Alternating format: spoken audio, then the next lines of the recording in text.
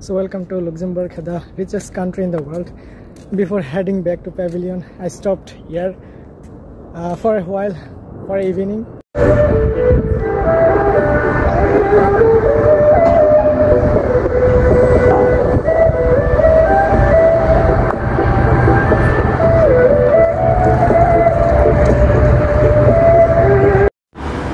Welcome to never winter. এবার আজকে আমি আসছি লক্সেমবার্গে। তো আমার ট্যুরের শেষ দিনে আমি লক্সেমবার্গ চলে আসছি, ভাবলাম যে এখানে একটু ঘুরে যাই। এই দেশে এসে যেটা দেখলাম যে সবাই অনেক সুটেড বুটেড হয়ে থাকে সব সময়।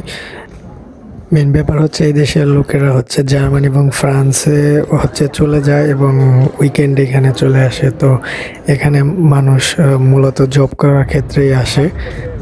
এই দেশে মূলত একদিন সময় দিলেই পুরো দেশটা ঘুরে দেখা যাবে।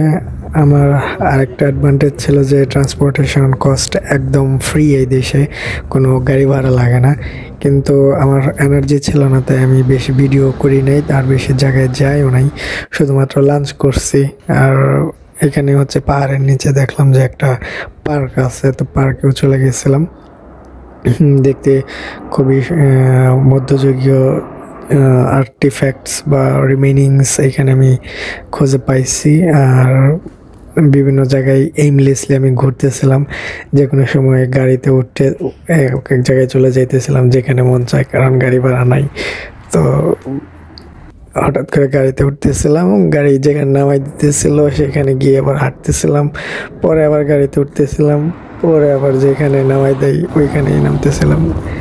মানে হাঁটতে হাঁটতে যে জায়গাটা দেখলাম যে ভালো লাগতেছে ওই জায়গায় নামছি আর কি। তো পরে আমি হচ্ছে গিয়ে কিছু সিলেক্টেড প্লেস ছিল, পরে দেখি যে সবগুলো কভার করা হয়ে গেছে।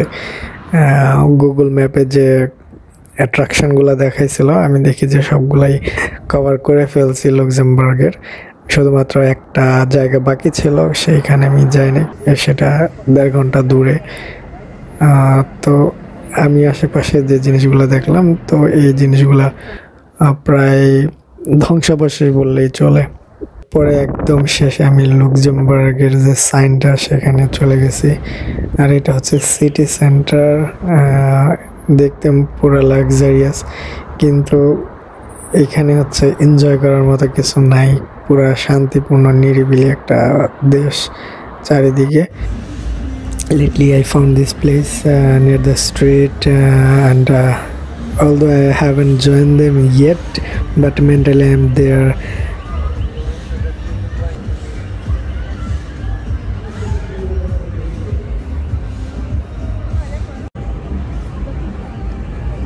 আমার হাতে প্রায় 3 থেকে 4 ঘন্টার সময় ছিল, কিন্তু কিছু করার ছিল না।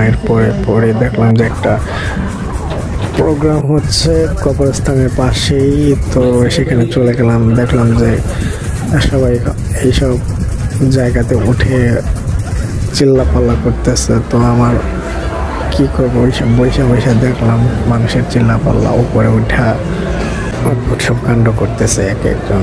তবে এখানে হচ্ছে গিয়ে আমার ফেভারিট ডোনার কাবাবও পেয়ে গেছি, কিন্তু আমি আগে ডোনার কাবাব কিনে রাখছিলাম।